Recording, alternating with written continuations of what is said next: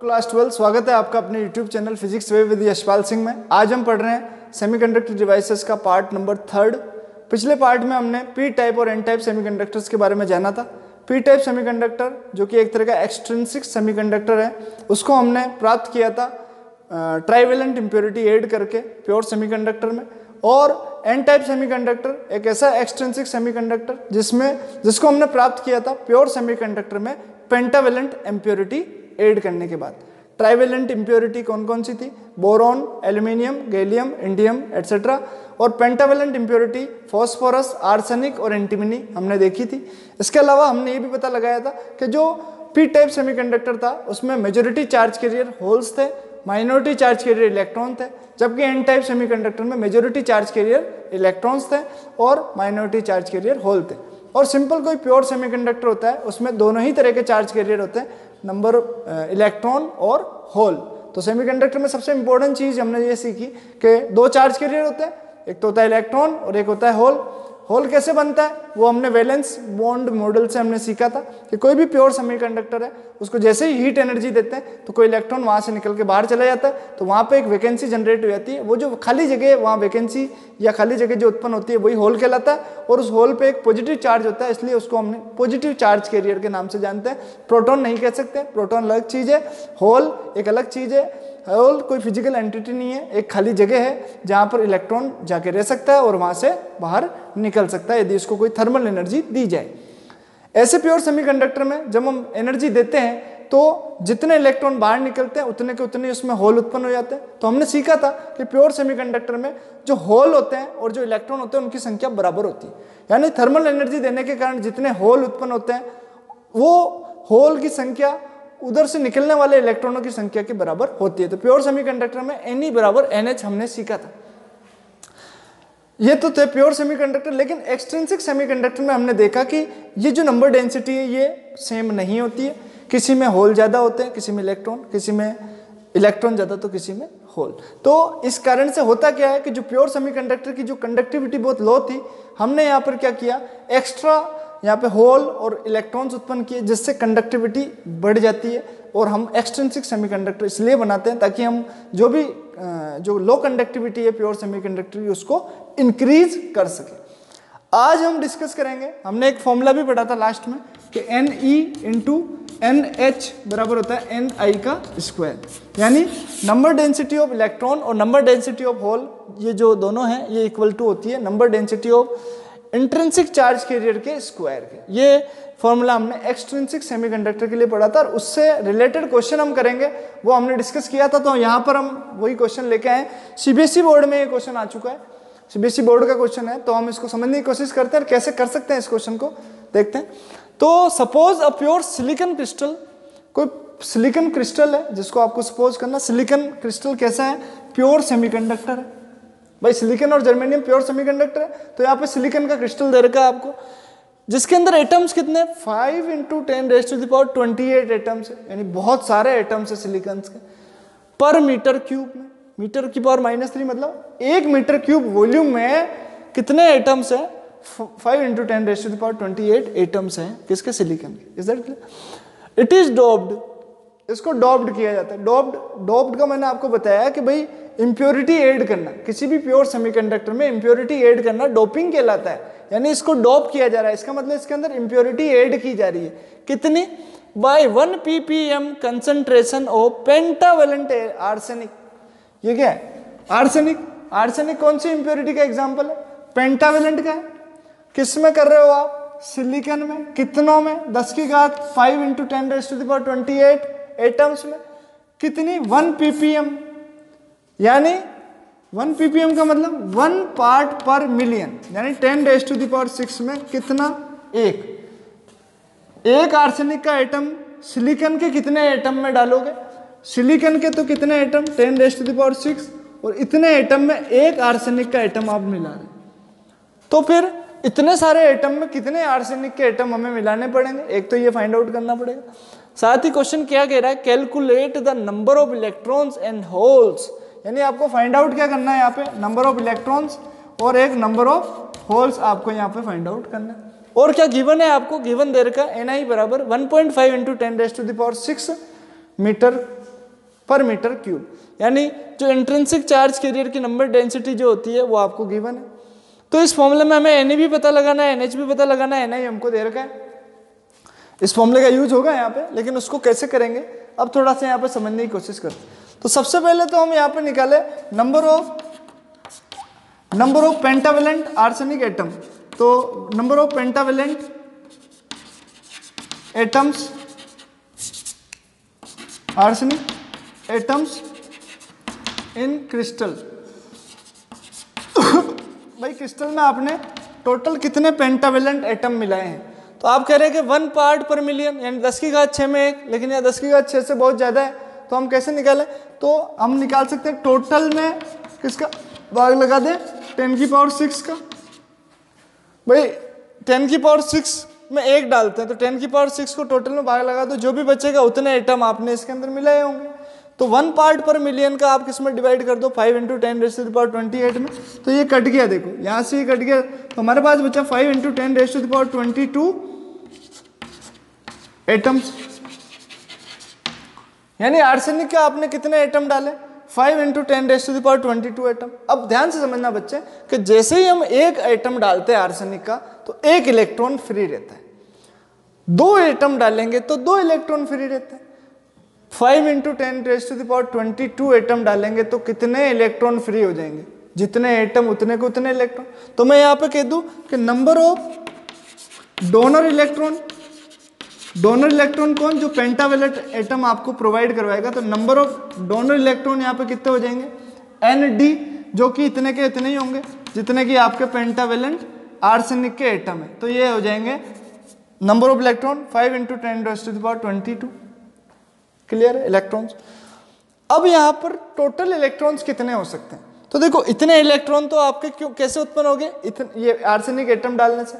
लेकिन इससे पहले भी तो कुछ इलेक्ट्रॉन्स यहाँ पर हैं, क्योंकि यदि आपने किसी प्योर सेमीकंडक्टर में कोई इंप्योरिटी नहीं डाली है, तो इसका मतलब ये थोड़ी ना है कि उसमें इलेक्ट्रॉन नहीं है। उसमें इलेक्ट्रॉन भी है और उसमें होल भी है।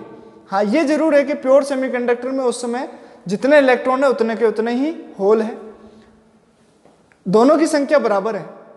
कब? जब आपने इंप्योरिटी नहीं डाली।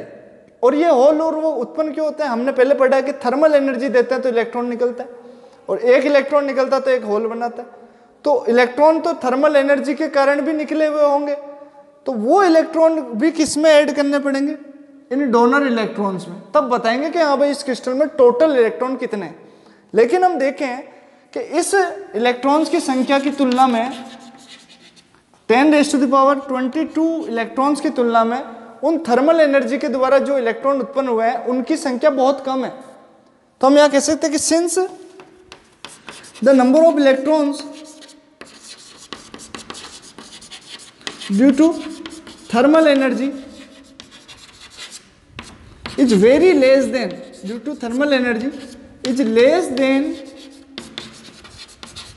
To number of donor electrons. Number of donor electrons, जो डोनर इलेक्ट्रॉन्स आपने दिए हैं आर्सेनिक ने जो प्रोवाइड करवाए, उनकी तुलना में उन थर्मल एनर्जी के द्वारा जो इलेक्ट्रॉन थे उनकी संख्या बहुत कम है। हमने पहले भी डिसाइड किया कि ये बहुत पहले भी डिस्कस करके कि ये बहुत कम होती है। तो मैं ऐसा कह सकता हूँ कि मेरा जो, इसको तो मिटाना पड़ेगा, इसकी जरूरत नहीं है। यानी मैं ऐसा कह सकता हूँ कि जो मेरे पास Ne है, Ne मतलब नंबर डेंसिटी ऑफ इलेक्ट्रॉन, वो लगभग वही है जो कि आपके नंबर ऑफ डोनर इलेक्ट्रॉन्स है।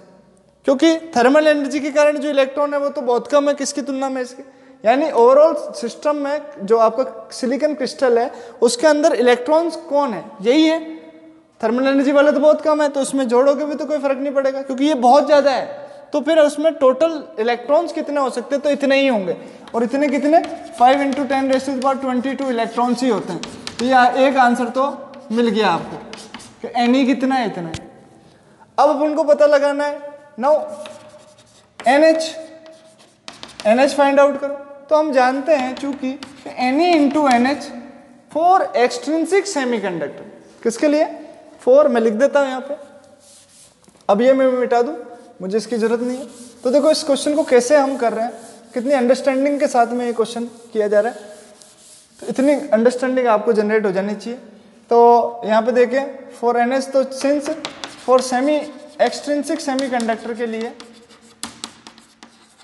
एक्सट्रिंसिक सेमी कंडक्टर के लिए फॉर्मूला होता है Ne इंटू NH बराबर Ni का स्क्वायर। मुझे क्या चाहिए, NH, Ne मेरे पास ऑलरेडी आ चुका है, Ni मुझे गिवन है, Ni का स्क्वायर अपॉन Ne कितना है Ni 1.5, ये यहाँ पे लिखा हुआ था 1.5 इंटू 10⁻⁶, और इसका स्क्वायर है तो ये कर दो स्क्वायर, और अपॉन में कितने हैं 5 इंटू 10⁻22, करो कैंसिल, तो हमारे पास कितना आ गया 10⁻12, 12 से 22 गए कितना आ जाएंगे। तो यहाँ पर अपन कर सकते हैं इसको सॉल्व। तो ओवरऑल हमारे पास जो फाइनल आंसर आएगा अपन डायरेक्ट ही लिख लेते हैं इसका, कि डायरेक्ट आंसर कितना आने वाला है। तो हमारे पास आ जाएगा ये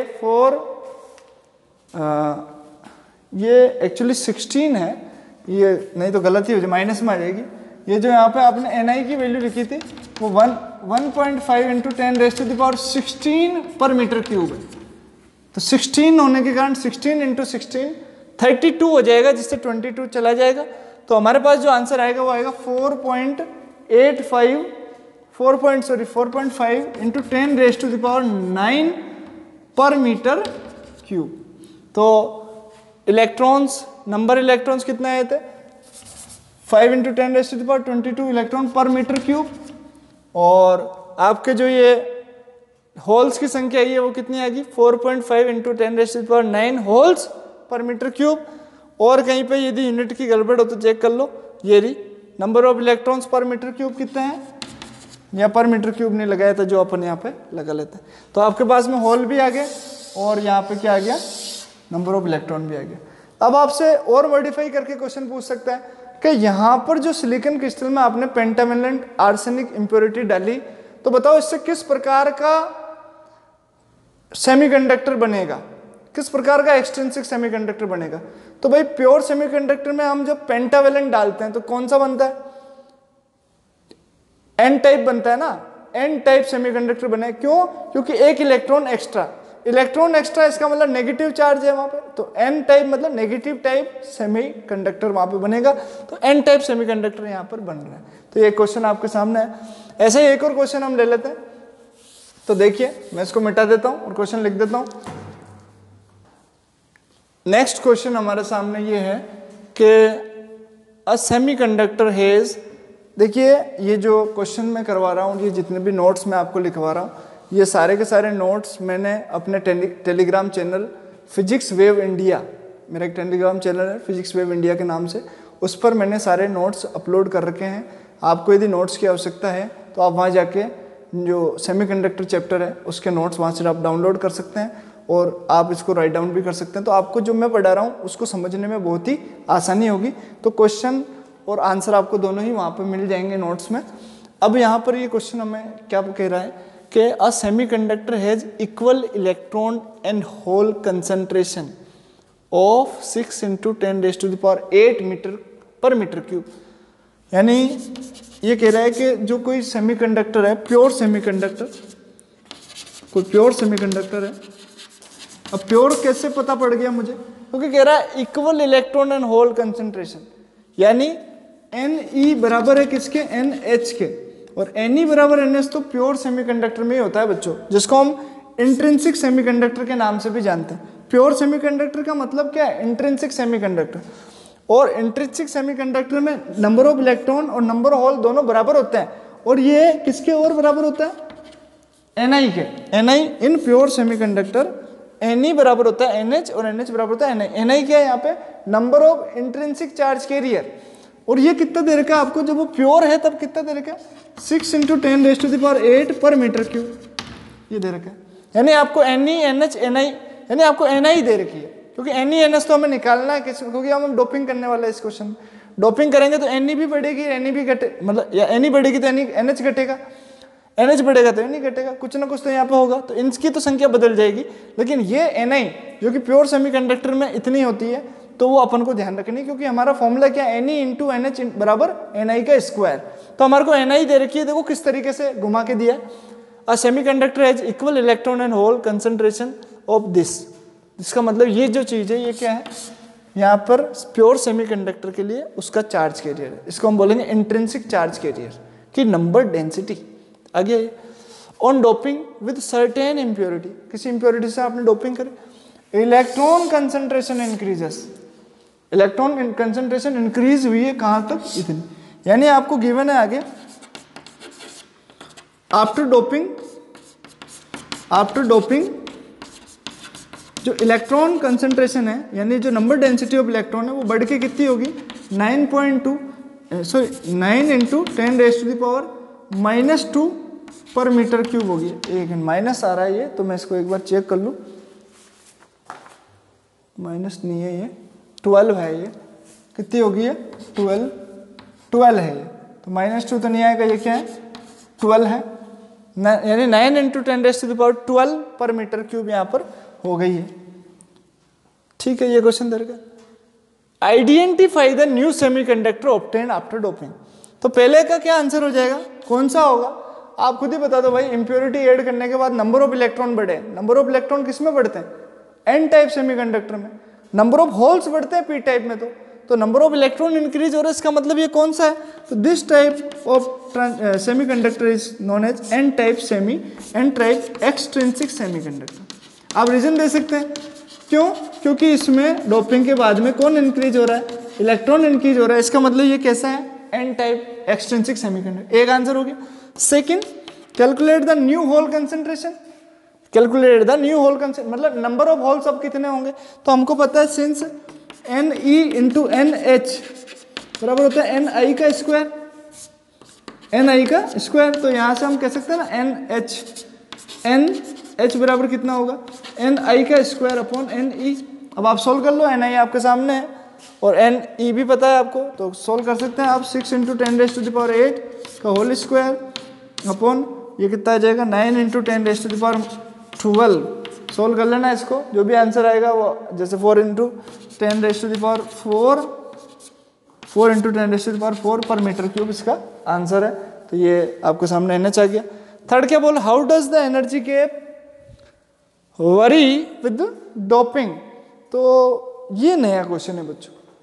how does the energy gap worry with doping.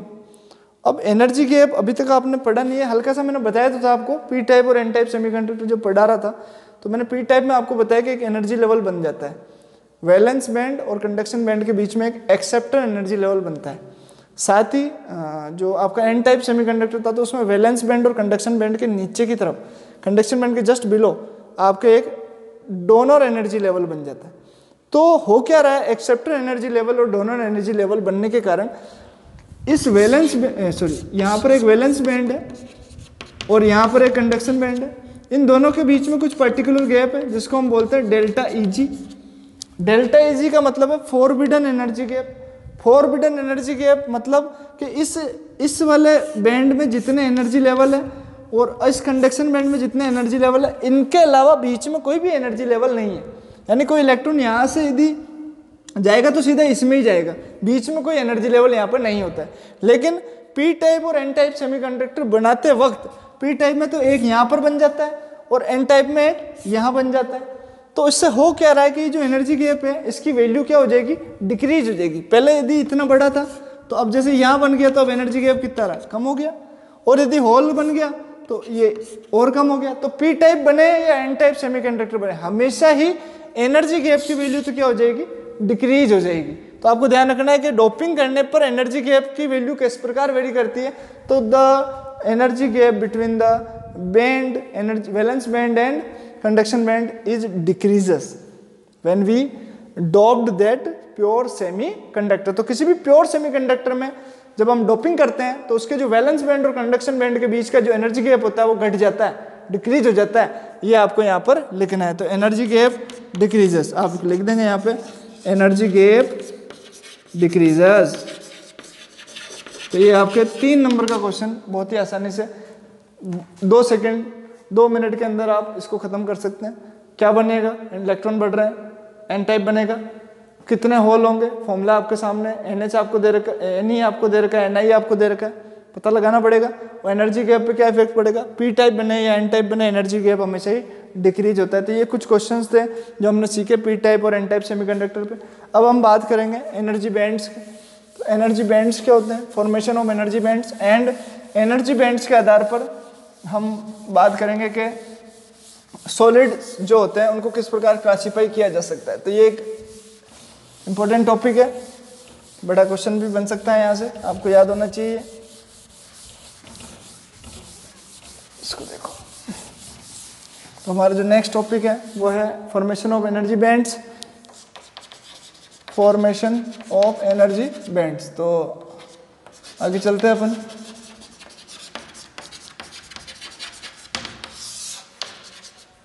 Formation of energy bands क्या होता है, जैसे फॉर एग्जांपल मैं बात करूँ कि जैसे कोई सेमीकंडक्टर है, कोई प्योर सेमीकंडक्टर भी ले लेते हैं अपन। जैसे कोई सिलिकॉन का एटम है, इस सिलिकॉन के एटम में न्यूक्लियस भी होगा, ये न्यूक्लियस है, इसके चारों तरफ कुछ ऑर्बिट्स होंगी, ठीक है। आउटर मोस्ट और ये जो इलेक्ट्रॉन्स होंगे इस सिलिकॉन के अंदर, सिलिकॉन एटम है ये, तो इसमें जो इलेक्ट्रॉन्स होंगे वो इस ऑर्बिट्स में बटे हुए होंगे। आउटर मोस्ट ऑर्बिट में 4 इलेक्ट्रॉन होंगे, हमें पता है, क्योंकि इसकी वैलेंसी कितनी है, +4 है, टेट्रावैलेंट है। तो सिलिकॉन के आउटर मोस्ट में 4 इलेक्ट्रॉन होंगे, ये हमें पता है।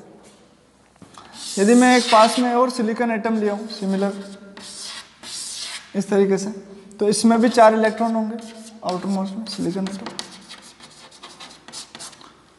आउटर मोस्ट जो ऑर्बिट होती है इसको हम वैलेंस ऑर्बिट भी कहते हैं, क्योंकि आउटर मोस्ट ऑर्बिट में जितने इलेक्ट्रॉन बच जाते हैं वही उसकी वैलेंसी कहलाती है, और उसी ऑर्बिट को हम क्या नाम दे देते हैं, वैलेंस ऑर्बिट।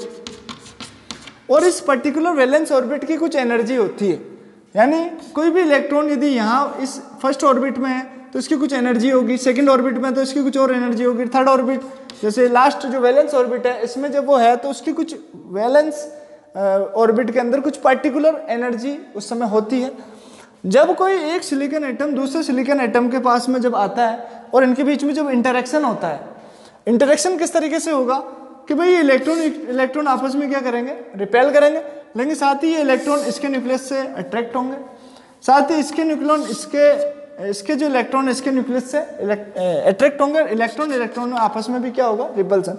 तो जब कोई सिलिकॉन एटम किसी दूसरे सिलिकॉन एटम के इन्फ्लुएंस में आता है तब दोनों के न्यूक्लियस एक दूसरे के इलेक्ट्रॉन्स को अट्रैक्ट करते हैं, साथ ही आपस में इलेक्ट्रॉन एक दूसरे को रिपेल भी करने लगते हैं, जिससे क्या होता है कि वैलेंस ऑर्बिट की जो एनर्जी थी वो एनर्जी बैंड बहुत नंबर ऑफ लार्ज छोटे छोटे बैंड्स में, मतलब ऐसा कहूँ मैं, जो टोटल एक एनर्जी लेवल था वो एनर्जी लेवल बहुत सारे छोटे छोटे क्लोजली स्पेस्ड लेवल्स में स्प्लिट हो जाता है। मतलब एक एनर्जी लेवल ऐसे टूट गया, कैसे टूट गया कि एक एनर्जी लेवल जैसे ऐसे था तो ये एनर्जी लेवल ऐसे स्प्लिट हो गया बहुत सारे छोटे छोटे में, है उतना का उतना, टोटल एनर्जी उतनी की उतनी है, इसकी एनर्जी इस लेवल की जितनी एनर्जी थी उतनी एनर्जी इसी लेवल की, लेकिन ये एनर्जी लेवल बहुत सारे क्लोजली स्पेस्ड एनर्जी लेवल्स में क्या हो गया, स्प्लिट हो गया। तो ये जब बहुत सारे एनर्जी लेवल्स यहाँ पे बन गए छोटे छोटे से एक एनर्जी लेवल से, तो इस पूरे की पूरी लेवल्स को हमने क्या नाम दिया, बैंड नाम दिया। क्या नाम दिया बच्चों, बैंड। तो फॉर्मेशन ऑफ एनर्जी बैंड कैसे हुआ कि कोई भी दो एटम जब इन्फ्लुएंस करते हैं तो उनमें जो इंटरेक्शन हो रहा है अट्रैक्शन और रिपल्सन का, इसके कारण जो वैलेंस ऑर्बिट का जो एनर्जी लेवल है वो एनर्जी लेवल बहुत सारे क्लोजली स्पेस्ड छोटे छोटे एनर्जी लेवल्स में स्प्लिट हो जाता है, और उन लेवल्स को ही हम क्या कहते हैं, एनर्जी बैंड कहते हैं। तो ये एनर्जी बैंड इस तरीके से बनता है, इसकी थ्योरी आप नोट्स में देख सकते हैं जाके। तो आपको फॉर्मेशन ऑफ एनर्जी बैंड तो समझ में आ गया। अब जब हमने ये चीज़ बनाई है तो फिर इसमें देखो एक चीज़ समझने वाली कि जो आपका, जैसे मैंने अभी यहाँ पे एटम बनाया था सिलिकॉन का, ये न्यूक्लियस था, ये ऑर्बिट थी, तो बाहर वाला जो आउटर मोस्ट जो ऑर्बिट थी इसको मैंने नाम दिया था वैलेंस ऑर्बिट। वैलेंस ऑर्बिट, तो वैलेंस ऑर्बिट के अंदर जो एनर्जी लेवल्स, वैलेंस ऑर्बिट के जो एनर्जी लेवल होगा, मैंने मान लिया कि वो वैलेंस ऑर्बिट का एनर्जी लेवल ये है, इस तरीके से मैंने बना दिया इसको। अब ये जो वैलेंस ऑर्बिट के अंदर जो एनर्जी लेवल था वो बहुत सारे छोटे छोटे एनर्जी लेवल्स में स्प्लिट हो चुका है। तो मैंने यहाँ पे बहुत सारे छोटे छोटे एनर्जी लेवल यहाँ पे इस तरीके से बना दी। इस सब में जो सबसे ज़्यादा एनर्जी का यहाँ पे जो टॉप मोस्ट, देखो ये एनर्जी लेवल की एनर्जी थोड़ी कम होगी, फिर इसकी थोड़ी ज़्यादा, इसकी थोड़ी ज़्यादा, इसकी थोड़ी ज़्यादा, और ये सबसे ज़्यादा। तो ये जो एनर्जी लेवल है यहाँ पर, इसकी एनर्जी यहाँ पे कहलाएगी ईवी। और ये जो पूरा बैंड बना है वैलेंस ऑर्बिट में, वैलेंस ऑर्बिट के एनर्जी लेवल में ही तो बना है ये छोटे छोटे बंडल एनर्जी के। तो ये जो बैंड यहाँ पर बना है तो वैलेंस ऑर्बिट में बना है, इसलिए इसका नाम क्या है? Valence band. क्या नाम है इसका? Valence band. Is that clear? अब आप देखिए, यदि मैं इसको थोड़ी सी एनर्जी दूं, वैलेंस ऑर्बिट में मेरे जो 4 इलेक्ट्रॉन है, इनको यदि मैं थर्मल एनर्जी दूं, आपको बताया था थर्मल एनर्जी यदि मैं देता हूं इनको, तो ये इलेक्ट्रॉन क्या करते हैं, अपने जो सिलिकॉन एटम के अंदर जो कोवेलेंट बॉन्ड बना हुआ है उसको तोड़ के वहां से बाहर निकल जाते हैं और एक होल बनाते हैं। ये चीज़ हमने पढ़ी हुई है कि जब सिलिकॉन में कोवेलेंट बॉन्ड सहज संयोजक बंध से जुड़े हुए, आप थोड़ी सी थर्मल एनर्जी देंगे, इलेक्ट्रॉन बाहर निकल जाएगा। इलेक्ट्रॉन बाहर निकलेगा तो होल बनेगा। इलेक्ट्रॉन बाहर निकल रहा है, इलेक्ट्रॉन जो बाहर निकल रहा है तो वो किसी न किसी तो एनर्जी लेवल में जा रहा होगा। भाई इस इलेक्ट्रॉन की पर्टिकुलर यहाँ पे कुछ एनर्जी थी तो वो ये इसी लेवल में घूम रहा था, फिक्स एनर्जी थी। आपने बाहर से इसको कुछ एनर्जी दी तो ये इससे ज़्यादा एनर्जी वाला जो लेवल होगा, हालांकि वो ऑर्बिट नहीं है, वो कोई एनर्जी लेवल है, तो यहाँ से निकल के वो कहाँ चला जाएगा? उस एनर्जी लेवल में। हालांकि इस एनर्जी लेवल को हमने क्या नाम दिया है? Valence energy level. और इस वैलेंस एनर्जी लेवल के जो टूटने के कारण जो छोटे छोटे बैंड बने हैं उसको हमने क्या नाम दिया? Valence band. तो वैलेंस बैंड का जो एनर्जी लेवल है एक छोटा सा ईवी, यहाँ से कोई इलेक्ट्रॉन जब निकलेगा तो वो इससे ज़्यादा एनर्जी वाले किसी दूसरे बैंड में जाएगा। तो इससे ज़्यादा एनर्जी लेवल वाला बैंड कौन सा होगा? तो उसका नाम होता है कंडक्शन बैंड। क्या नाम होता है उसका बच्चों? Conduction band. अब कंडक्शन बैंड कैसे नाम रखा? अरे भाई कोई भी इलेक्ट्रॉन कब करंट को फ्लो करेगा, कब करंट को कंडक्ट करेगा? जब वो मूव होगा। यहाँ पर ये इसके अट्रैक्शन फोर्स से बंधा हुआ था तो ये इलेक्ट्रिसिटी को कंडक्ट नहीं कर रहा था, लेकिन आपने हल्की सी एनर्जी दी, यहाँ से बाहर निकल गया। बाहर निकलने से क्या हो गया? फ्री हो गया। और फ्री होने से अब ये इलेक्ट्रिसिटी को कंडक्ट करेगा। तो इलेक्ट्रिसिटी को कंडक्ट कहाँ करेगा? उस कंडक्शन बैंड में करेगा, जहाँ पर उसके पास इतनी एनर्जी है कि वो वहाँ तक पहुँच सकता है और वहाँ जाके करंट को फ्लो करवा सकता है। जबकि कंडक्टर की बात करें, ये तो सेमीकंडक्टर है, कंडक्टर की बात करें तो सारे के सारे इलेक्ट्रॉन ऑलरेडी किस में होते हैं? कंडक्शन बैंड में होते हैं। वैलेंस बैंड और कंडक्शन बैंड वहाँ पर एक साथ होते हैं, इनके बीच में कोई एनर्जी गैप नहीं होता। यानी जो वैलेंस बैंड होगा वही आपका कंडक्शन बैंड होता है। तो सारे इलेक्ट्रॉन से फ्रीली मूव कर रहे होते तो करंट भी फ्लो हो रही होती है। लेकिन सेमीकंडक्टर में क्या होता है कि वैलेंस बैंड और कंडक्शन बैंड के बीच में गैप होता है। अब इलेक्ट्रॉन सेमीकंडक्टर कब करंट फ्लो कर सकता है? जब सेमीकंडक्टर का इलेक्ट्रॉन वैलेंस बैंड से निकल के किस में चला जाए? कंडक्शन बैंड में चला जाए। और वो कब जा सकता है? जब आप उसको बाहर से कोई एनर्जी दो, तो एनर्जी लेने के बाद में क्या करेगा? वो वैलेंस बैंड से निकल के कहाँ जाएगा? उस बैंड में जहाँ पर वो कोई करंट को फ्लो करवा सकता है। तो उस बैंड का नाम क्या होता है? Conduction band. और इसमें भी बच्चों इसी तरीके से बहुत सारे छोटे छोटे क्लोजली स्पेस एनर्जी लेवल्स होते हैं। तो इसमें जो लोअर मोस्ट एनर्जी लेवल है, ये लास्ट वाला, ये तो सब हाई एनर्जी वाला है, ये नीचे वाला, इसकी जो एनर्जी होती है वो होती है ईसी। क्या होती है? ईसी। और ये पूरा क्या कहलाता है? आपका कंडक्शन बैंड कहलाता है। अब ये चीज आप हिंदी में समझे कि वैलेंस बैंड का मतलब क्या हो गया? संयोजी बैंड। यानी संयोजकता कोश में जो इलेक्ट्रॉन्स हैं उनकी जो एनर्जी है उनको संयोजी ऊर्जा स्तर कह सकते हैं। और संयोजी ऊर्जा स्तर के छोटे छोटे टुकड़ों में टूट जाना संयोजी बैंड बना लेगा। और चालन बैंड, कंडक्शन बैंड को हम क्या नाम दे सकते हैं? चालन बैंड। कोई भी इलेक्ट्रॉन को जब ऊर्जा मिलेगी, थर्मल उसमें ऊर्जा जब मिलेगी तो वो यहाँ से निकल के सीधा किस में जाएगा? चालन बैंड या कंडक्शन बैंड में, और वहाँ जाके विद्युत धारा का चालन करता है। तो ये तरीका है। अब हम देखना चाहिए कि फिर यहाँ पर इसका मतलब वैलेंस बैंड और कंडक्शन बैंड यानी संयोजी बैंड और चालन बैंड के बीच में एनर्जी का गैप है। तो गैप यहाँ पर भी तो है, ये रहा, इतना गैप है। यानी यहाँ से इलेक्ट्रॉन वहाँ जाएगा कब? जब उसको एनर्जी मिलेगी इतनी। अब ये एनर्जी होती कितनी है? तो इस एनर्जी का नाम है डेल्टा ईजी। तो इसको हम कहते हैं फॉरबिडन एनर्जी गैप। क्या बोलते हैं बच्चों? Forbidden energy gap. Forbidden energy gap, या फिर हिंदी में बोलते हैं इसको वर्जित ऊर्जा अंतराल। क्या बोलते हैं? वर्जित ऊर्जा अंतराल। ये वर्जित ऊर्जा अंतराल क्या चीज है? यानी इस अंतराल में, इस गैप में कोई भी अदर एनर्जी लेवल नहीं हो सकता। सबसे लोअर ये एनर्जी लेवल है, इसके बाद सीधा यही है, इससे बीच में कोई भी अलग से कोई एनर्जी लेवल यहाँ पर नहीं है। तो यहाँ पर किसी एनर्जी लेवल का होना वर्जित है, फॉरबिडन है, यहाँ पे कोई एनर्जी लेवल हो भी नहीं सकता है। तो ये वर्जित ऊर्जा अंतराल कहलाता है। तो आपसे पूछता है कि वैलेंस बैंड क्या होता है, तो वैलेंस बैंड क्या है आपके सामने, इसकी एनर्जी कितनी होती थी, ईवी होती है। चालन बैंड, वैलेंस बैंड के बाद जो बैंड जिसमें कोई भी इलेक्ट्रॉन जाके करंट को फ्लो करवा सकता है, चालन बैंड कहलाता है।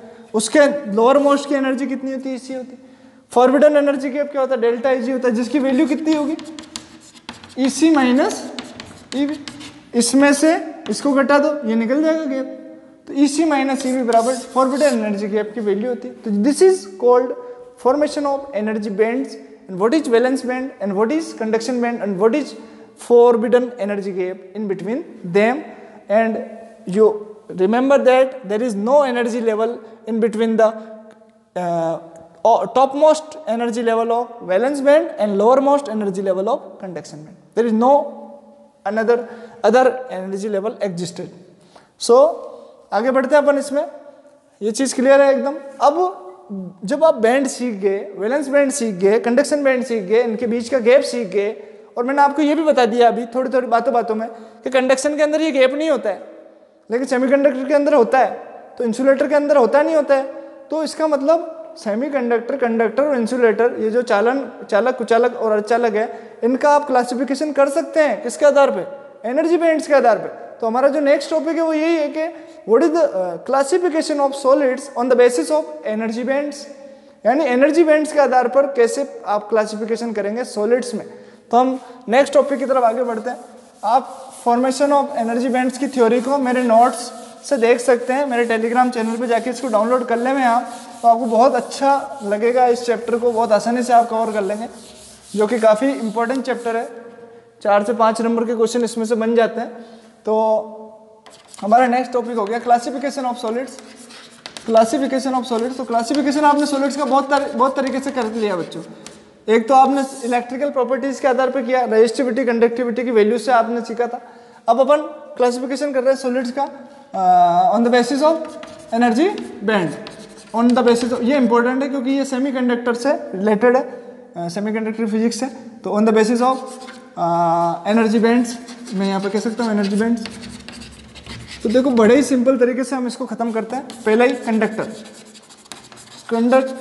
यानी चालक।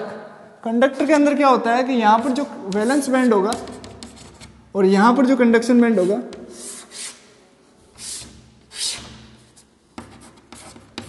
ये एक दूसरे में क्या होता है, ओवरलैप्ड होते हैं, पार्शली ओवरलैप्ड होते हैं। तो व्हेन हम ऐसा कह सकते हैं कि इन दोनों के बीच में जो डेल्टा ईजी गैप है वो लगभग कैसा है, 0 इलेक्ट्रॉन वोल्ट है। जो एनर्जी लेवल है, जो एनर्जी फॉरवर्ड एनर्जी गैप है वो कैसा है, वो है ही नहीं। यानी जो कंडक्शन और एनर्जी वैलेंस बैंड है वो दोनों एक दूसरे में क्या है, पार्शली ओवरलैप्ड हो रखे। तो इसके जो इलेक्ट्रॉन्स होंगे वो इजीली इस कंडक्शन बैंड में घूम सकते हैं। तो ये बहुत आसानी से क्या करेगा, करंट को फ्लो करेगा। तो हम कंडक्टर किसे कहेंगे कि कंडक्टर आर दो solid substances in which the energy gap in between the forbidden energy gap in between the valence band and conduction band is negligible, and both bands are partially overlapped to each other. That type of solid materials are known as conductors. Definition clear है, इसमें लिखाने की जरूरत ही नहीं है कि भाई ऐसे मटेरियल, ऐसे सॉलिड मटेरियल जिनके अंदर जो आपका संयोजी बैंड यानी वैलेंस बैंड है और कंडक्शन बैंड यानी चालन बैंड है, इनके बीच का जो ऊर्जा अंतराल है, एनर्जी गैप है, फॉरवर्ड एनर्जी गैप, वो लगभग 0 के बराबर होता है। और 0 के बराबर होने का मतलब ये हो गया कि दोनों बैंड एक दूसरे में ओवरलैप कर रहे होते हैं, जिसके कारण इलेक्ट्रॉन्स जो वैलेंस बैंड में वही कंडक्शन में है, तो इजीली करंट फ्लो कर सकते हैं, इसलिए कंडक्टर है। Is that clear? तो ऐसा आपका कंडक्टर होता है। अब टेम्परेचर का क्या इफेक्ट पड़ता है भाई? देखो ये तो नॉर्मली कंडीशन में आपका जो भी कंडक्टिंग मटेरियल होगा इसी तरीके से पाया जाएगा और इसकी कंडक्टिविटी बहुत अच्छी भी है। अब मैं कहूँ कि मैं इसको थर्मल एनर्जी दूँ, मतलब मैं इसको पकड़ में गर्म करूँ, ऐसे ऑलरेडी करंट फ्लो कर रहा है और मैं इसको और गर्म करना चाह रहा हूँ, तो मैं इसको टेम्परेचर जब देता हूँ तो इसकी कंडक्टिविटी और इसकी रेजिस्टिविटी पे क्या इफेक्ट पड़ेगा, ऐसा मैं कहना चाह रहा हूँ। तो जब कंडक्टर को हम टेम्परेचर देते हैं तो बच्चों याद रखना इसकी कंडक्टिविटी हमेशा घटती है और इसकी रेजिस्टिविटी हमेशा बढ़ती है। अब इसके पीछे क्या रीजन है? तो इसके पीछे का रीजन ऐसा है कि आप एक फॉर्मूला यहाँ पे याद करो, m/n/e². ये फॉर्मूला आपको मिलेगा चैप्टर नंबर 3, जो करंट इलेक्ट्रिसिटी का चैप्टर है, उसके अंदर मैं ये टॉपिक आपको पढ़ाऊंगा. उसमें मैं बताऊंगा कि रेजिस्टिविटी इस टो पे डिपेंड करती है. अब देखो यहाँ पे दो चीजें हैं, ये रो तो कहलाती है रेजिस्टिविटी और ये n कहलाता है नंबर ऑफ इलेक्ट्रॉन्स. क्या कहलाएगा ये? Number of electrons. मैं आपको बहुत अच्छे से समझाने की कोशिश करता हूँ. ये नंबर ऑफ इलेक्ट्रॉन्स है. और टो यहाँ पर रिलैक्सेशन टाइम है. रिलैक्सेशन टाइम क्या चीज़ है? मतलब कि जैसे ऐसे समझो कि कोई भी कंडक्टिंग मटेरियल है, इसमें बहुत सारे फ्री इलेक्ट्रॉन्स हैं, बहुत सारे इलेक्ट्रॉन्स हैं. जैसे आप इसको बैटरी से कनेक्ट करते हैं, मतलब कोई तार है, ये उस तार के अंदर बहुत सारे फ्री इलेक्ट्रॉन्स है, कंडक्टिंग तार है, और उसको जैसे आपने करंट फ्लो कराया, करंट फ्लो कराने का मतलब, करंट फ्लो का मतलब है मैंने बैटरी से जैसे ही जोड़ा, ये इलेक्ट्रॉन क्या करते हैं, जैसे आपने बैटरी के पॉजिटिव से जोड़ दिया इसको और इधर से नेगेटिव से जोड़ दिया, इस तरीके से ये जोड़ा दिया, तो ये इलेक्ट्रॉन सारे किधर मूव करना चाहेंगे? इधर प्लस की तरफ आने लगता है. तो प्लस की तरफ आ रहे हैं तो ये आपस में टकराएंगे भी तो सही. ये रैंडमली मोशन करते हैं. पहले रैंडमली मोशन कर रहा होता है, जैसे अपन वोल्टेज अप्लाई करते हैं, फिर एक फिक्स डायरेक्शन में, नेगेटिव टू पॉजिटिव डायरेक्शन में ये मूव करने लगते हैं, तो आपस में टकराते हैं. तो जब आपस में टकराते हैं तो एक इलेक्ट्रॉन जो दूसरे इलेक्ट्रॉन से टकराता है, तो एक इलेक्ट्रॉन किसी दूसरे इलेक्ट्रॉन से जब दो कोलिजन करता है, 2 सक्सेसिव कोलिजन, एक बार टकरा के फिर टकरा गया, तो उसके बीच का लगने वाला टाइम है ये, क्या कहलाता है? Relaxation time. तो अब क्या हो रहा है कि जब हमने कंडक्टिंग मटेरियल की बात करी तो मैंने टेम्परेचर राइज किया. मैंने क्या राइज किया? टेम्परेचर राइज करने से क्या नंबर ऑफ इलेक्ट्रॉन्स बढ़ेंगे क्या? अरे नए इलेक्ट्रॉन थोड़ी ना पैदा हो जाएंगे. टेम्परेचर बढ़ाने से इलेक्ट्रॉन जितने उतने के उतने रहेंगे, यानी नंबर ऑफ इलेक्ट्रॉन्स पे तो कोई फर्क नहीं पड़ेगा. इसका मतलब रेजिस्टिविटी इस पर डिपेंड नहीं करेगी. m आपका क्या है? मास ऑफ इलेक्ट्रॉन, जो कि कांस्टेंट है. E यहाँ पे क्या है? चार्ज ऑफ इलेक्ट्रॉन, जो कि फिर भी कांस्टेंट है. यानी ओवरऑल रेजिस्टिविटी किस पे डिपेंड कर रही है? टो पे. टो मतलब रिलैक्सेशन टाइम. अब आपने देखो बच्चों एनर्जी दी, आपने क्या दिया? टेम्परेचर दिया, मतलब एनर्जी दी. वो एनर्जी किसको मिलेगी? इलेक्ट्रॉन को. थर्मल एनर्जी आपने इलेक्ट्रॉन्स को दी, इलेक्ट्रॉन उस एनर्जी को किस रूप में लेंगे? अपनी काइनेटिक एनर्जी की फॉर्म. अबे यार, आप यदि किसी चीज को कोई गर्म करोगे तो उसके जो इलेक्ट्रॉन है वो वाइब्रेशन करने लगेंगे, जो बहुत फास्ट स्पीड से. क्यों? क्योंकि उनकी काइनेटिक एनर्जी बढ़ जाएगी. वो जो हीट एनर्जी है वो कन्वर्ट हो जाएगी किसमें? इलेक्ट्रॉन्स की काइनेटिक एनर्जी में. तो काइनेटिक एनर्जी होने से क्या होगा? ये जो कोलिजन हो रहा था इनके बीच में, जो टाइम, जो सक्सेसिव कोलिजन का टाइम था, वो एकदम से क्या हो जाएगा? घट जाएगा. फास्ट कोलिजन करेंगे ना तो रिलैक्सेशन टाइम क्या हो जाएगा? घट जाएगा. और रिलैक्सेशन टाइम घटते ही रेजिस्टिविटी क्या हो जाएगी? बढ़ जाएगी. इसलिए कंडक्टर एक ऐसा मटेरियल जिसमें टेम्परेचर बढ़ाने पर कंडक्टिविटी घटती है, रेजिस्टिविटी बढ़ती है. अब आप बोले कंडक्टिविटी कहाँ से आ गई? अरे रेजिस्टिविटी बढ़ गई तो कंडक्टिविटी तो ऑटोमेटिक घट गई, क्योंकि सिग्मा बराबर 1/ρ होता है. कंडक्टिविटी तो रेसिप्रोकल है रेजिस्टिविटी की. यदि किसी चीज की रेजिस्टिविटी बढ़ रही है तो कंडक्टिविटी तो ऑटोमेटिकली क्या है? घटनी है. अरे प्रतिरोधकता बढ़ाओगे तो चालकता तो घटेगी ना. तो कंडक्टर हमेशा टेम्परेचर बढ़ाने पर उसकी जो चालकता होती है, उसकी जो कंडक्टिविटी होती है वो घट जाती है. Is that clear? तो ये एक रीजन है. ये हम 3rd चैप्टर में बहुत अच्छे तरीके से सीखेंगे जब ड्रिफ्ट वेलोसिटी ये सारी बात करेंगे अपन. फिलहाल आपको यहाँ पे छोटा सा मैंने इंट्रोडक्शन दिया. अब आगे चलते हैं. आगे अब नया जो मटेरियल आ रहा है आपका वो है सेकंड नंबर, सेमीकंडक्टर. अब सेमीकंडक्टर में क्या होता है? अब देखो, ये जो एनर्जी गैप है, कंडक्शन और ये वैलेंस बैंड के बहुत सारे एनर्जी लेवल, ये कंडक्शन बैंड के बहुत सारे एनर्जी लेवल्स, और इनके बीच में गैप है डेल्टा Eg.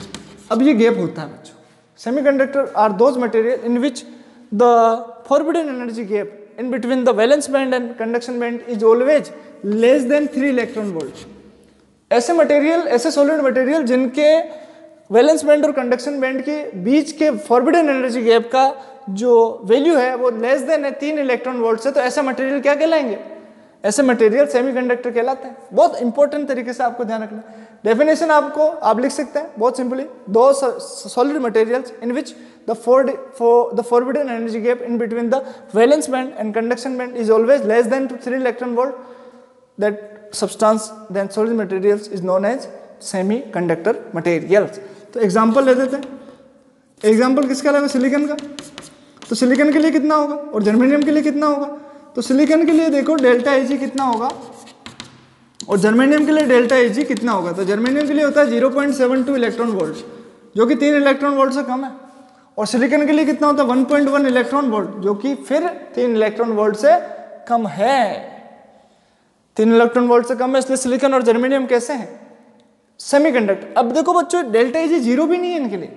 यदि ये जीरो हो जाता, जैसे मैं किसी कॉपर की बात करता, कॉपर कोई मेटल है तो उसके लिए मैं डेल्टा Eg की बात करूँ तो लगभग जीरो ही आएगा यार, 0.0001 इलेक्ट्रॉन वोल्ट इस तरीके से आएगा, यानी बहुत कम आएगा। इसका मतलब ये कॉपर क्या है? ये कंडक्टर है, फॉरबिडन एनर्जी गैस से आप बता सकते हैं। तो यहाँ सिलिकॉन के लिए इतना होता है, इस जर्मेनियम के लिए इतना होता है।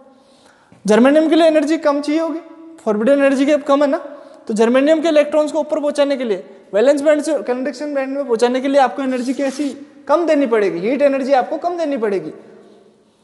सिलिकॉन में आपको थोड़ी सी ज्यादा देनी पड़ेगी, यहां से तो ये ध्यान पड़ रहा है। सिलिकॉन में ज्यादा एनर्जी देनी पड़ रही है, उसके बावजूद लार्ज वे में सिलिकॉन ही यूज किया जाता है जर्मेनियम की तुलना में। ये क्वेश्चन पूछता है कि लार्ज वे में सिलिकॉन ही क्यों यूज करते हैं, जर्मेनियम क्यों नहीं करते हैं, जबकि जर्मेनियम में तो आपको कम हीट एनर्जी देनी पड़ रही है, जल्दी जाएंगे इलेक्ट्रॉन। तो सिलिकॉन इसलिए यूज करते हैं क्योंकि सिलिकॉन के अंदर एक दो प्रॉपर्टी एक्स्ट्रा होती है, जैसे सिलिकॉन हाई टेम्परेचर पे स्टैंड कर सकता है। आप इसको एनर्जी देंगे जर्मेनियम, इस जर्मेनियम जो मटेरियल है ज्यादा टेम्परेचर पे अपने आप को स्टैंड नहीं कर सकता, ये डिस्ट्रॉय हो जाएगा। लेकिन आपका सिलिकॉन की जो सहन करने की क्षमता है, ऐसा कह सकता हूं मैं, टेम्परेचर को, वो ज्यादा होती है, इसलिए सिलिकॉन मटेरियल ज्यादा। आप जैसे मोबाइल फोन में चिप लगा रहे हैं, अब वो चिप किसकी? सिलिकॉन की तो बनी हुई है, सिलिका चिप। तो सिलिकॉन की क्यों, जर्मेनियम की क्यों नहीं? क्योंकि फोन गर्म भी होता है, फोन गर्म होता है तो पिघल जाएगा जर्मेनियम वाला, तो सिलिकॉन वाला नहीं पिघलेगा। तो सिलिकॉन आपका स्टैंड कर सकता है वहां पे, उसकी जो टेम्परेचर को सहन करने की क्षमता है वो ज्यादा है, इसलिए सिलिकॉन वाइडली यूज होता है आपके सेमीकंडक्टिंग डिवाइसेस में। तो सिलिकॉन आपको, अब आपको समझ में आ रहा होगा सेमीकंडक्टर क्या चीज है, क्या एनर्जी गैप होते हैं, इनके डेफिनेशन आपके सामने क्लियर है। ये दोनों चीजें आपको याद होनी चाहिए बहुत अच्छे तरीके से। ये चीज आपको याद होनी चाहिए, लेस देन 3 इलेक्ट्रॉन वोल्ट होना चाहिए। अब टेम्परेचर बढ़ाने से क्या इफेक्ट पड़ेगा, मैं आपको टेम्परेचर का इफेक्ट साथ के साथ बताता जा रहा हूं। क्यों? क्योंकि एक क्वेश्चन फिक्स है सीबीएसई बोर्ड एग्जाम में कि टेम्परेचर राइज करने पर कंडक्टर, सेमीकंडक्टर और इंसुलेटर पे क्या फर्क पड़ता है, और उनके टेम्परेचर कोफिशिएंट कैसे होते हैं, टेम्परेचर कोफिशिएंट और साथ ही क्या इफेक्ट पड़ता है। ये तीनों चीजें अभी यही डिस्कस कर लेते हैं, 3rd चैप्टर में भी डिस्कस करेंगे और यहाँ पे भी करते चलते हैं। तो चलो देखते हैं, यदि टेम्परेचर राइज किया, इफ टेम्परेचर राइज किया तो इसमें कंडक्टिविटी बढ़ेगी और रेजिस्टिविटी घटेगी। इंपॉर्टेंट हो गया ना कि इसमें टेम्परेचर राइज किया तो कंडक्टिविटी बढ़ रही है, रेजिस्टिविटी घट रही है। तो मैंने आपको पहले भी बताया था कि सेमीकंडक्टर मटेरियल ही ऐसा है जिसमें टेम्परेचर बढ़ाने पर कंडक्टर की तरह बिहेव करता है और टेम्परेचर लो करने पर इंसुलेटर की तरह बिहेव करता है। तो टेम्परेचर बढ़ा रहे हो, कंडक्टर की बढ़नी है कंडक्टिविटी, तभी तो कंडक्टर की तरह बिहेव करेगा। कारण क्या है बढ़ने का? तो यही है रो mne²। तो अब आप देखो, टेम्परेचर बढ़ाने से जो सेमीकंडक्टिंग डिवाइस है उसमें कौन सा फैक्टर चेंज हो रहा है। अब यहाँ पे रो किस किस पे डिपेंड कर सकता है, एक तो एन पे और टो पे। आपने कंडक्टर में देखा एन पे डिपेंड नहीं करता, लेकिन यहाँ पे देखो जैसे ही आपने टेम्परेचर बढ़ाया, आप एनर्जी दे रहे हैं, थर्मल एनर्जी, तो यहाँ से इलेक्ट्रॉन कहाँ जा रहा है? ऊपर जा रहा है, ऐसे ऊपर जा रहा है एनर्जी लेके, तो यहाँ बीच में होल बसते रहे। क्लियर है? यहाँ से इलेक्ट्रॉन ऊपर जा रहा है कंडक्शन में, पीछे होल छोड़ छोड़ के जा रहा है। कब जा रहा है? जब आप एनर्जी दे रहे हैं, क्योंकि इनके बीच में इतना गैप है, जब तक गैप खत्म नहीं होगा तब तक ऊपर कैसे जाएंगे? अरे वैलेंस बैंड में जो इलेक्ट्रॉन है वो न्यूक्लियस से अट्रैक्शन फोर्स से बंधे हुए ना, उस अट्रैक्शन फोर्स को खत्म करोगे तभी तो वो वहां से उठ के कहाँ जाएगा? कंडक्शन में। तो आपने एनर्जी दे दी, तो अब कंडक्शन बैंड में नंबर ऑफ इलेक्ट्रॉन्स बढ़ रहे नहीं बढ़ रहे? जैसे जैसे एनर्जी देंगे, जैसे जैसे टेम्परेचर बढ़ाएंगे, एन बढ़ेगा। एन क्या होगा? बढ़ेगा। अब आप बात करो रिलैक्सेशन के टाइम, तो यहाँ तो इलेक्ट्रॉन ही नहीं है ज्यादा, तो थोड़े बहुत इलेक्ट्रॉन पहुंचे हैं, वो थोड़े बहुत इलेक्ट्रॉन में क्या रिलैक्सेशन टाइम, वो टक्कर ही नहीं कर रहे हैं। टक्कर करेंगे भी तो रिलैक्सेशन टाइम यहाँ पे इतना इफेक्ट नहीं दिखाएगा। तो ओवरऑल यहाँ पर रेजिस्टिविटी किस पे डिपेंड कर रही है? एन पे, इस पे डिपेंड नहीं कर रही है। और एन यहाँ पर क्या हो रहा है? टेम्परेचर बढ़ाने पे बढ़ रहा है, तो रेजिस्टिविटी क्या हो रही है? घट रही है। तो दिस इज द रीजन। आपको बताना होता है सेमीकंडक्टर में क्या हो रहा है टेम्परेचर बढ़ाने पे, तो रेजिस्टिविटी घट रही है, कंडक्टिविटी बढ़ रही है। क्यों? क्योंकि number of electrons conduction band में बढ़ रहे हैं, number of electrons conduction band में बढ़ रहा है, इसलिए रेजिस्टिविटी घट रही है, कंडक्टिविटी बढ़ रही है। ये आपको यहाँ पर समझाना होता है। तो ये सिंपली आपको समझ में आ गया होगा। क्लियर है सेमीकंडक्टर एकदम?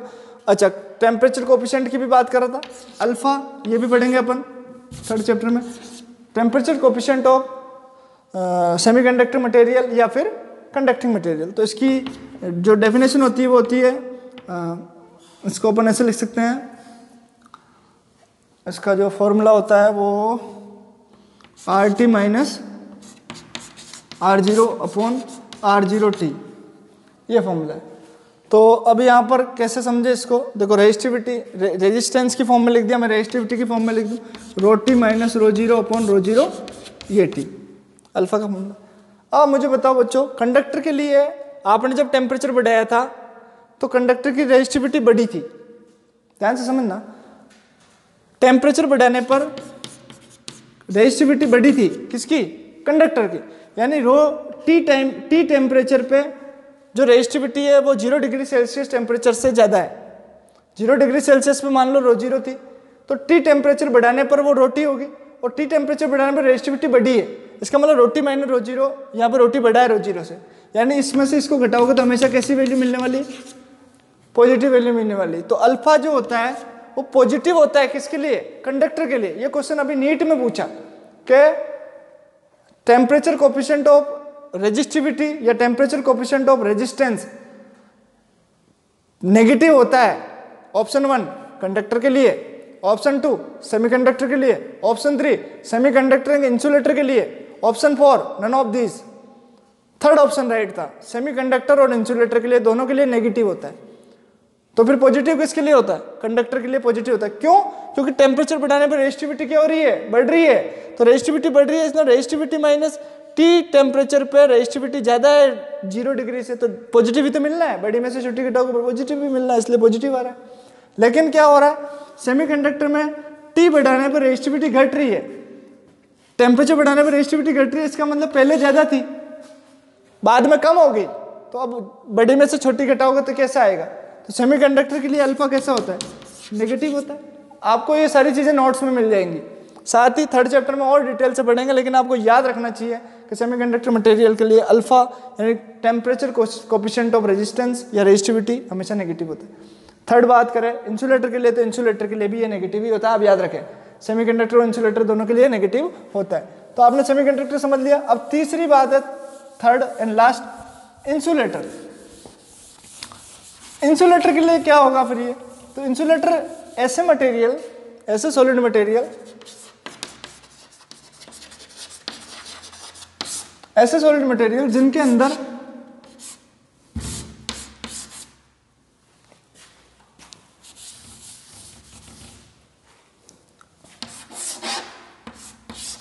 ये वैलेंस बैंड, ये एनर्जी लेवल्स, ये कंडक्शन बैंड, टेम्परेचर, यहाँ पे जो एनर्जी गैप है, फॉरवर्ड एनर्जी गैप, वो ज़्यादा है किससे, 3 इलेक्ट्रॉन वोल्ट से। तो डिफाइन तो होगी कि ऐसे मटेरियल जिनके बीच में वैलेंस बैंड और कंडक्शन बैंड के बीच में forward energy gap 3 electron volt से ज़्यादा होता है, वो क्या कहलाता है, इंसुलेटर कहलाता है।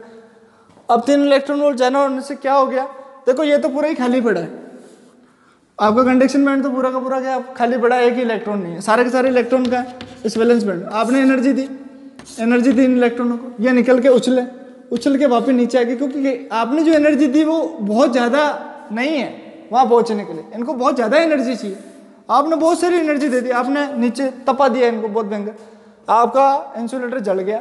जैसे लकड़ी को आप गर्म करो, लकड़ी को गर्म करने से क्या करंट फ्लो हो जाएगी क्या, नहीं हो सकती, लकड़ी जल जाएगी लेकिन करंट फ्लो नहीं करेगी। क्यों, क्योंकि इलेक्ट्रॉन, ये जो डेल्टा इजी है ये बहुत ज़्यादा है, किसके लिए, वुड के लिए, इंसुलेटर के लिए 3 इलेक्ट्रॉन वोल्ट से ज़्यादा एनर्जी बहुत ज़्यादा होती है।